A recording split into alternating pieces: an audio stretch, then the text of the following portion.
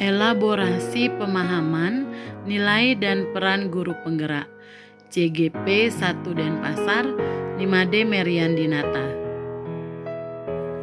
Yang diharapkan oleh Kemendikbud pada para pendidik, khususnya sebagai guru penggerak kelak adalah: yang pertama, para pendidik diharapkan menjadi pemimpin-pemimpin pendidikan di masa depan yang mewujudkan generasi unggul Indonesia.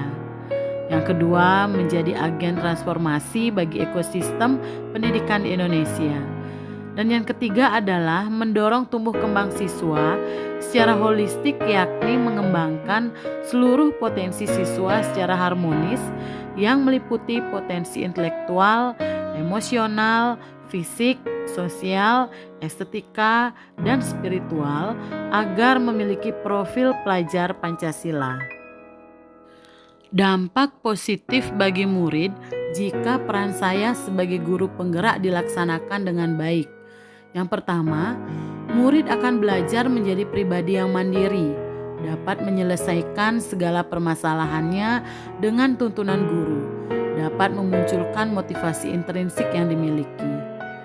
Yang kedua, murid terlibat dalam komunikasi positif dan efektif dalam mengelola kesepakatan dan kebiasaan kelas yang memfasilitasi murid belajar secara aman dan nyaman, sehingga arah pembelajaran kolaboratif dapat terwujud.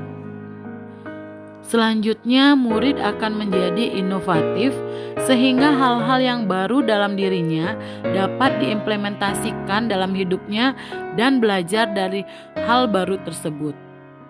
Yang terakhir, murid akan lebih kreatif karena belajar sesuai dengan kemampuannya. Dengan kata lain, murid dibiarkan berjalan sendiri tanpa dibatasi kodratnya. Kekuatan yang saya miliki setelah proses sepanjang mempelajari modul 1.2 adalah saya dapat bertanggung jawab, berkolaboratif, disiplin, kreatif, dan motivasi. Kontribusi nyata dari kekuatan tersebut untuk berinovasi menyediakan pengalaman belajar yang bermakna bagi murid adalah sebagai berikut.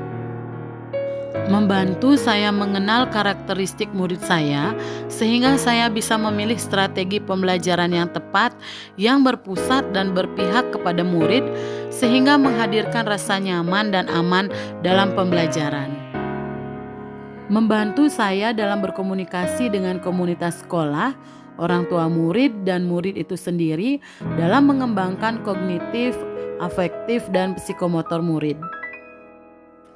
Pengalaman belajar bermakna yang dapat diberikan kepada murid adalah sebagai berikut. Menerima siswa apa adanya sesuai dengan kodratnya masing-masing. Mengusahakan sumber belajar di mana peserta didik dapat memilih dan menggunakannya. Mendorong komunikasi positif di lingkungan belajar. Memotivasi murid berdasarkan pemahaman terhadap motivasi intrinsik murid.